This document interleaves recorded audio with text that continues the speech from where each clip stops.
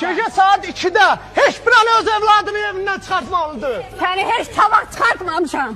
Əlini çək. Səni çıxartmamışam. Sakitləş. Sən mənim balamsan, heç kim. Bax özümü gəl öldürəcəm. Cəmilə xanım. Yox, öldürəcəm. Cəmilə xanım. O Mən burada istəmirəm o danışmaq kimi. üçün. Orada danışmağa gəlmişəm. Amma yavaş yavaş. Məhəmməd kömək elə Məhəmməd.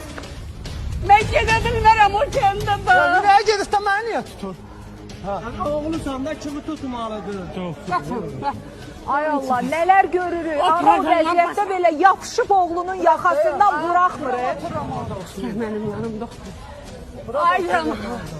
Ay müəllim, ben bıraxsın da nə olar? Ay səhərdən mavi. Mən deyirəm bıraxsın. Mən balama Belə pisan edirik, olmamışam. Bərbalə. Mən balama vallahi pisan olmamışam. Vallahi mən anama balama pisan olmamışam. Tamam, belə bir şey edirik.